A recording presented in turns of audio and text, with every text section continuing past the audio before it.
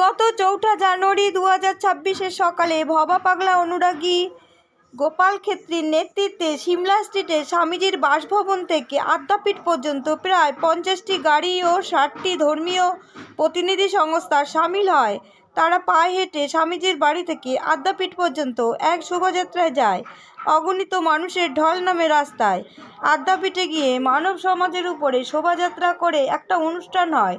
সেখানে উপস্থিত ছিলেন চাকলা লোকনাথ মন্দিরের সদস্য নবকুমার দাস, খনা মা রাজরাজেশ্বরী, রামকৃষ্ণ মঠের মহারাজ বন্ধু গৌরব এবং সমীর ব্রহ্মচারী ও আরে অনেকে, শঙ্করাচার্যের প্রতিনিধি দেবাশিস গোস্বামী এবং সনাতন ধর্মের প্রতিষ্ঠার মানুষেরা। অগণিত মানুষ সেখানে অংশগ্রহণ করেন। তাদের সম্মানিত করেন গোপাল খেত্রী আদ্যাপীঠে। তার কিছু অংশ দেখে নিন আমাদের চ্যানেলের মাধ্যমে, আর কথা বলে নিই কর্মকর্তাদের সাথে। আজকে ভবা পাগলা এবং উদ্দেশ্যে এবং অন্যান্য সংস্থা আছে যারা অনেক ধর্ম এখানে করেছিল, পার্টিসিপেট করেছিল। রামকৃষ্ণ মিশন, তারপরে লোকনাথ বাবা, অনেক ধর্ম এসেছিল। তারপরে অনেক ধর্ম এসেছিল। একটা র্যালি হলো, সেই র্যালিটা আপনার স্বামী বিবেকানন্দের বাড়ি থেকে আদ্যাপীঠ পর্যন্ত এসেছে। কী বলবেন যে মানব ধর্ম বলছেন যে কী বলবেন? এবং ভবা পাগলা আমাদের সাংবাদিক বন্ধু প্রশ্ন করলেন যে এই মানব ধর্মের র্যালিটা স্বামীজির বাড়ি থেকে আদ্যাপীঠে এলো, এই সম্বন্ধে আপনি কি বলবেন? আপনি যে এই ব্যবস্থাটা করে থাকেন, প্রথমে এর উত্তর দিয়ে আমি ব্যবস্থা করি না, নেপথ্যে কেউ একজন সুতো টানে, অর্থাৎ আমার গুরু কৃপা, তিনি আমাকে দিয়ে যা করান আমি তাই করি। সেই জন্য তিনি বলতেন, আমি ছুঁচের মতো ছোট সাধু, সেলাই করা বা জোড়া লাগানোই আমার ধর্ম। তাই আমার ভেতরে একটা স্বপ্ন যে আমি সমস্ত সাধুদের এবং সাধু কেন্দ্রিক মানুষদের জোড়া লাগাবার চেষ্টা করি। তা সেই চেষ্টা আমি করে যাই।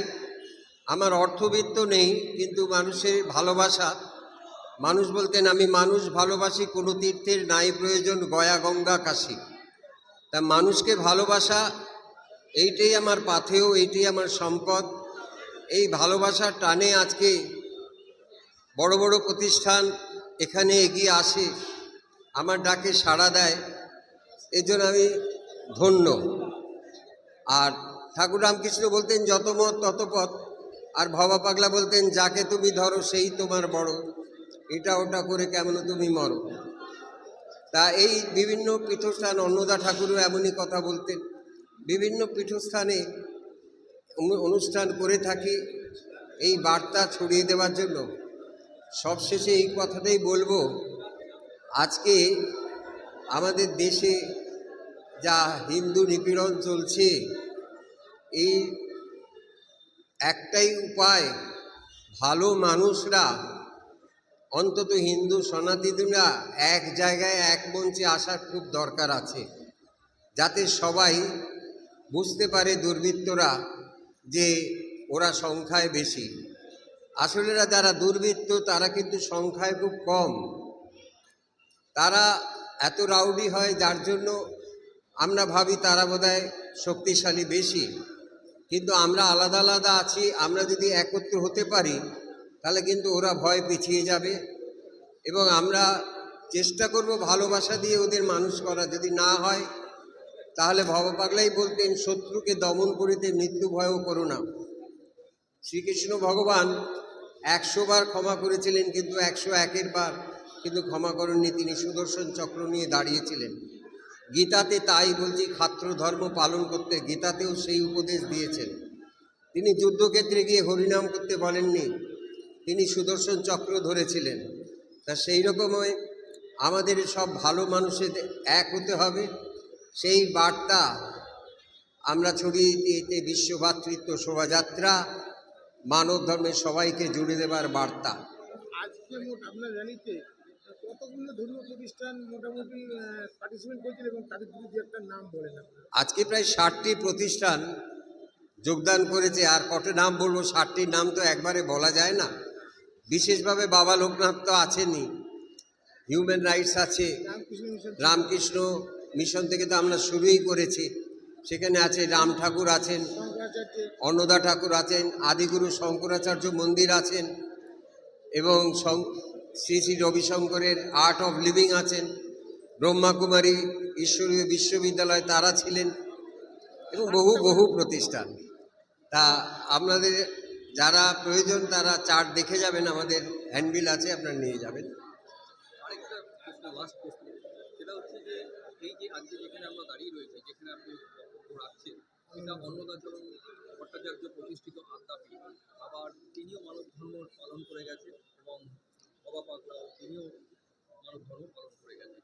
তা আজকে যে এই যে সম্মেলন এবং যে প্রতিষ্ঠানটা হলো, এই প্রতিষ্ঠানটা কি একটা মানব ধর্মের একটা মেলবন্ধন ঘটালো, যে বাবা পাগলার থেকে 100 বার তাই। আমাদের সাংবাদিক বন্ধু প্রশ্ন করলেন যে অন্নদা ঠাকুরের পীঠস্থানে এটা করলেন। এটা শুধু আজকের ঘটনা নয়, গত 40 বছর ধরে দক্ষিণেশ্বর আর আদ্যাপীঠে আমরা বাবা পাগলা মহাসম্মেলন করে থাকি। কিছুদিন আগে 7 দিন ব্যাপী এখানে মহাসম্মেলন হয়ে গেল। দক্ষিণেশ্বরে কালী মন্দিরে, নাট মন্দিরে হয়ে গেল, মহামিলন মঠে হয়ে গেল। এইসব মহাগুরুরা সেই মানব ধর্মের কথাই বলে গেছেন, কিন্তু সবাই আলাদা আলাদা বলে গেছেন। আর এই ছোট্ট মানুষটা কেন বলে, দেখুন, একটা বাচ্চা নেয় না, সেই রকম আমি সবার চেয়ে ছোট, আমি বাচ্চা, আমার বৃত্ত নেই, যার জন্য আমি সবার কাছে কোলে কোলে যাই, সবাই আমাকে আদর করে ডেকে নেয়, বড় বড় প্রতিষ্ঠানও আসে। কিন্তু আমি যখন বড় হয়ে যাব, হয়তো এই বড় প্রতিষ্ঠানটা আমার ডাকে সাড়া দেবে না। আমার একটা লাস্ট প্রশ্ন, আপনার যে সামনেই ভবা পাগলার যে আপনার মন্দির আছে দীঘায়, তার সম্বন্ধে যদি একটু বলে দেন এখানে। দীঘায় যে ভবা পাগলা মন্দির প্রতিষ্ঠা করেছেন সেটা আমি স্বপ্নাদিষ্ট হয়ে করেছেন।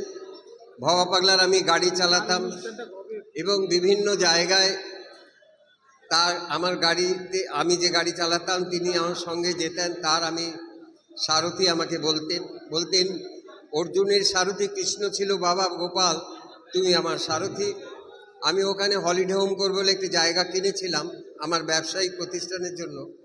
তারপরে আমি স্বপ্নাদিষ্ট হই, আমার তখন মনে হলো না, এটাকে আশ্রমই করি, এটাও তো হলিডে হোম, এখানেও সবাই থাকতে পারবে। তারপর সেটা আজকে 47 বছরের পুজো হবে। তাই তারই গানে আছে, দীঘায় বেড়াতে এসে একটুখানি দেখো বসে, মা আমার মোহন বেশে, শিবরি দিয়ে খাচ্ছে দোলা, মা আমার সাগর পারের হরবোলা। আমার আরেকটু যদি এখানে বলে দেন যে আপনার ভবা পাগলার যে মন্দির ঠাকুর আছে সব গিনিজ বা ওয়ার্ল্ড বুকের নাম উঠেছে, যদি একটু প্রচার করে দেন। হ্যাঁ, বলছেন পৃথিবীর সর্বাধিক গান তিনি লিখেছেন, কিন্তু সেটা এখনো স্বীকৃতি পায়নি কেন গিনেস বুক অফ ওয়ার্ল্ড রেকর্ডে? সেটার জন্য আমি বলছি আমরা চেষ্টা করছি, আপনার অবিলম্বে ঠাকুরের যে গিনিজ বুক, আমরা চেষ্টা করছি গিনেস বুক অফ ওয়ার্ল্ড রেকর্ডে তার গান তো 87,000, কিন্তু আমরা 12,000 গান তাদের দিতে পারবো, দেখাতে পারবো। আর সেটাও কেন, এখন যার গিনেস বুক অফ ওয়ার্ল্ড রেকর্ডে যার নাম আছে একই রূপে মাত্র 4,000 গান, মাত্র 4,000 গান। অতএব ভবা পাগলার গান আমরা যদি 12,000 দেখাতে পারি, তাহলে অনধিক কালেই আমাদের এইটা আমরা সার্থক হব। আমার বলছি একই রূপে কৃষ্ণকালী যেটা হয়েছে, হ্যাঁ, এটাও একটা বড় প্রশ্ন।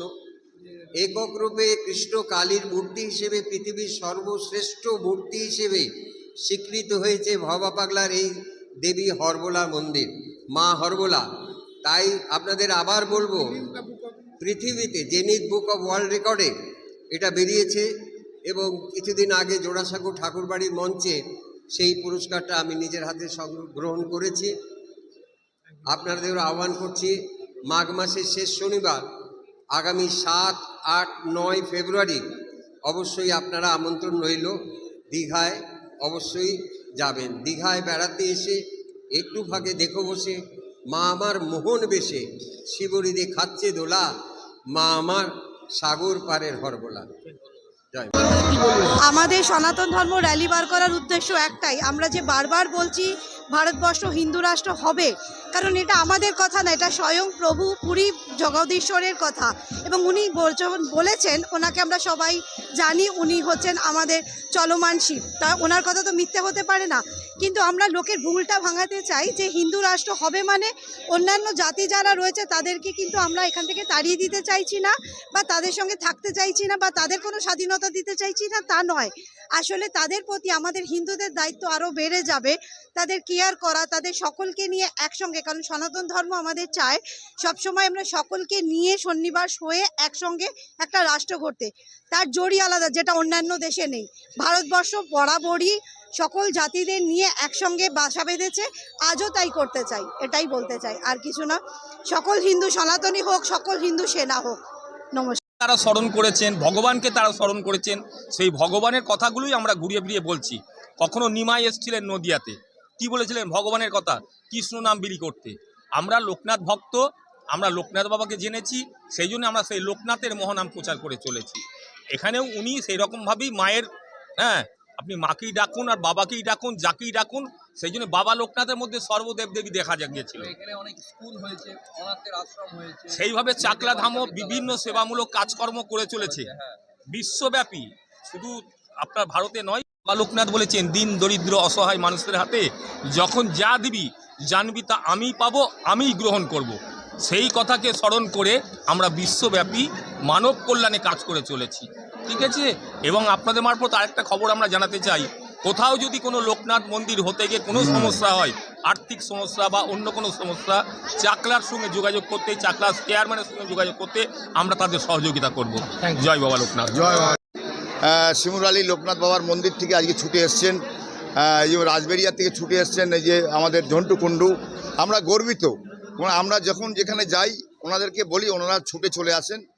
আপনাদেরকেও বলছেন, এই যে শিমুরালী আজকে আমাদের আদ্যাপীঠের যে মন্দিরে আমাদের যে জায়গা দিয়েছেন, মুরাল ভাইকে আমরা অজস্র ধন্যবাদ জানিয়ে আমি দু চার কথা বলার জন্য বলবো। এই